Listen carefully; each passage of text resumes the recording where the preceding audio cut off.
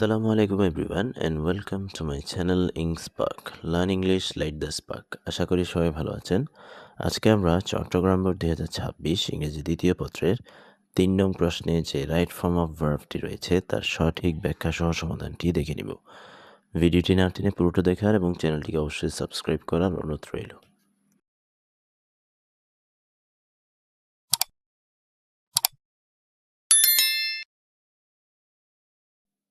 Complete পূরণ করো বা সম্পূর্ণ করো। দ্য ফলোয়িং টেক্সট নিচের অনুচ্ছেদটি উইথ নিয়ে right forms of the verbs ভার্বের সঠিক রূপ গিভেন ইন দ্য বক্স বাক্সে প্রদত্ত। এখানে বক্সে মোট 10টি ভার্ব দেওয়া আছে এবং একটি টেক্সট দেওয়া আছে। উক্ত টেক্সটে 10টি জায়গায় গ্যাপ রয়েছে। আমাদেরকে প্রদত্ত ভার্বগুলো নিয়ে উক্ত 10টি জায়গায় যথাযথ স্থানে বসাতে হবে এবং একই সাথে উক্ত ভার্বগুলোর সঠিক রূপগুলো বসাতে হবে। এখানে মোট 10টি গ্যাপ রয়েছে এবং প্রতিটি গ্যাপের জন্য 1 নম্বর করে মোট 10 নম্বর বরাদ্দ। সো প্রথমে আমরা ভার্বগুলো একটু দেখে নিব। মেক অর্থ তৈরি করা, কুইকেন অর্থ দ্রুত করা, ব্রিং অর্থ আনা, হ্যাভ অর্থ আছে, কন্ট্রিবিউট অর্থ অবদান, ওয়াইড অর্থ প্রশস্ত, গেইন অর্থ অর্জন করা, ট্রান্সমিট অর্থ প্রেরণ বা পাঠানো, ব্রিং অর্থ আনা। এখানে ব্রিং শব্দটি দুবার রয়েছে, সো আমাদেরকে 2 বার গ্যাপে ব্যবহার করতে হবে। এরপর সর্বশেষ চেঞ্জ অর্থ পরিবর্তন করা। ইনফরমেশন টেকনোলজি তথ্য প্রযুক্তি has dash the process of globalization অর্থ বিশ্বায়ন, প্রসেস অর্থ প্রক্রিয়া। সো তথ্য প্রযুক্তি এই বিশ্বায়নের প্রক্রিয়াকে কি করেছে? দ্রুততম করেছে। এই দ্রুততম ইংরেজি হচ্ছে কুইকেন। সো প্রথম গ্যাপে আমাদের যে শব্দটি বসবে তা হচ্ছে কুইকেন। যেহেতু এখানে গ্যাপের পূর্বে হ্যাজ রয়েছে, সো এখানে যে নিয়মটি আমাদেরকে ফলো করতে হবে সেটি হচ্ছে গ্যাপের পূর্বে যদি হ্যাজ অথবা হ্যাড থাকে সেই ক্ষেত্রে সাধারণত বাক্যটি পারফেক্ট টেন্স হয় এবং পারফেক্ট টেন্সে সর্বদা ভার্বের পাস্ট পার্টিসিপল ফর্ম বসে, অর্থাৎ V3 ফর্ম বসে। সো কুইকেন্ড শব্দটির পাস্ট পার্টিসিপল ফর্ম হচ্ছে কুইকেন্ড। শব্দটির সাথে ইডি যুক্ত হবে। এরপর ইন দ্য ফিল্ড অর্থ মাঠ বা ক্ষেত্র। সো এখানে ক্ষেত্র বোঝাবে অফ ইনফরমেশন টেকনোলজি তথ্য প্রযুক্তির ক্ষেত্রে ইন্টারনেট হ্যাজ ড্যাশ গ্রেটলি অর্থ ব্যাপকভাবে। ইন্টারনেট ব্যাপকভাবে কি করেছে? অবদান রেখেছে। এই অবদান রাখা ইংরেজি হচ্ছে কন্ট্রিবিউট। সো আমাদের যেহেতু গ্যাপের পূর্বে হ্যাজ রয়েছে, আমাদের এখানে যে প্রথম নিয়মে যেভাবে আমরা ভার্বের পাস্ট পার্টিসিপল ফর্ম করেছি এখানেও একই নিয়মে ভার্বের পাস্ট পার্টিসিপল ফর্ম বসবে। সো কন্ট্রিবিউট শব্দটির পাস্ট পার্টিসিপল ফর্ম হচ্ছে কন্ট্রিবিউটেড, অর্থাৎ ইডি যুক্ত হবে। এরপর ইট হ্যাজ, এখানেও হ্যাজ রয়েছে। সো সি গ্যাপেও আমাদের যে ভার্বটি বসবে সেটি অবশ্যই পাস্ট পার্টিসিপল ফর্মে বসবে। It has dash the world বিশ্ব স্মলার বিশ্বকে ছোট করেছে। সো এখানে যেহেতু করা বোঝাচ্ছে সেক্ষেত্রে আমরা তৈরি করা শব্দটি নিতে পারি। মেক অর্থ তৈরি করা। এই মেক শব্দটির পাস্ট পার্টিসিপল ফর্ম হচ্ছে মেড। সো সি গ্যাপে আমাদের আনসারটি হচ্ছে made. It has made the world smaller এটি বিশ্বকে ছোট করেছে।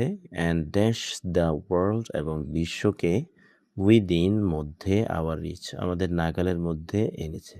এ আনা ইংরেজি হচ্ছে কি ব্রিং।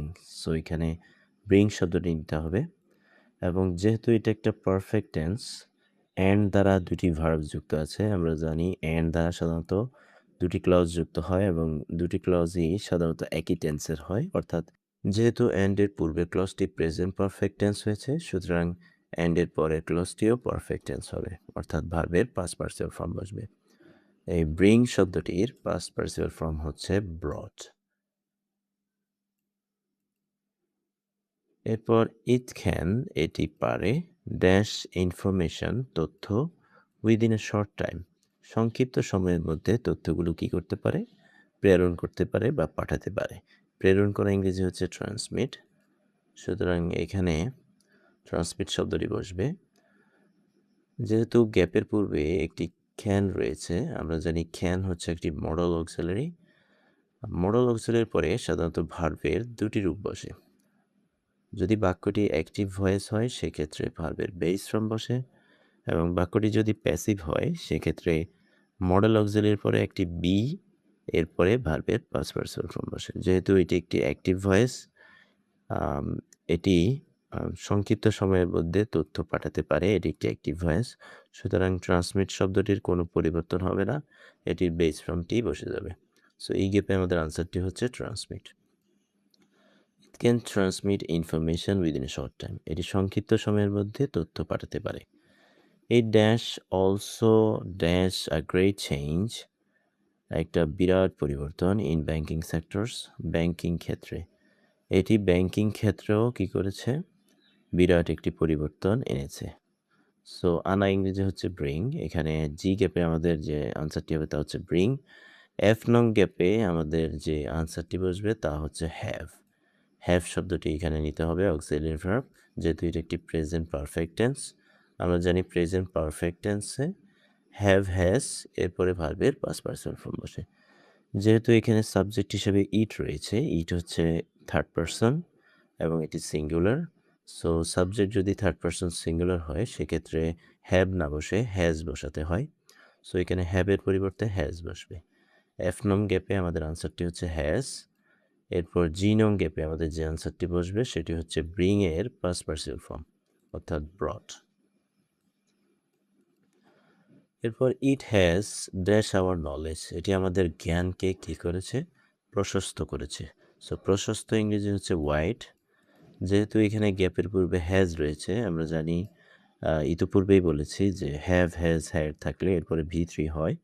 সো ওয়াইড শব্দটির পাস্ট পার্সিয়াল ফর্ম হচ্ছে ওয়াইডেন্ড। ইট হ্যাজ ওয়াইডেন্ড আওয়ার নলেজ, এটি আমাদের জ্ঞানকে প্রশস্ত করেছে। অ্যান্ড ড্যাশ আওয়ার লাইফ, এবং আমাদের লাইফ প্যাটার্ন এবং আমাদের জীবনের যে প্যাটার্ন রয়েছে সেটিকে পরিবর্তন করেছে। পরিবর্তন করা ইংরেজি হচ্ছে চেঞ্জ।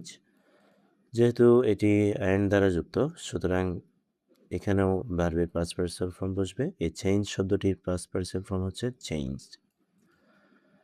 এরপর সো তাই, উই ক্যানট হেল্প, আমরা পারি না, ড্যাশ নলেজ অফ ইট, এটির জ্ঞান অর্জন করা থেকে বিরত থাকতে পারি না। সো এখানে যেহেতু অর্জন করা ইংরেজি হচ্ছে গেইন, সো যে ভার্বটি বসবে সেটি হচ্ছে গেইন। যেহেতু গ্যাপের পূর্বে ক্যানট হেল্প রয়েছে, ক্যানট হেল্পের পরে সাধারণত ভার্বের সাথে আইএনজি যুক্ত করতে হয়। সো এখানে গেইন শব্দটির সাথে আইএনজি যুক্ত হয়ে আনসারটি হবে গেইন। সো এই হচ্ছে চট্টগ্রাম বোর্ড 2026 ইংরেজি দ্বিতীয় পত্রের 3 নং প্রশ্নে যে রাইট ফর্ম ভার্বটি রয়েছে তার সঠিক ব্যাখ্যা সহ সমাধান। আশা করি ভিডিওটি তোমাদের অনেক উপকারে আসবে। ভিডিওটি যদি ভালো লেগে থাকে তাহলে চ্যানেলটিকে অবশ্যই সাবস্ক্রাইব করার এবং ভিডিওতে লাইক, কমেন্ট ও শেয়ার করার অনুরোধ রইল। পরবর্তী ভিডিও দেখার আমন্ত্রণ জানিয়ে আজকের মতো এখানেই বিদায় নিচ্ছি। ধন্যবাদ সবাইকে। আসসালামু আলাইকুম।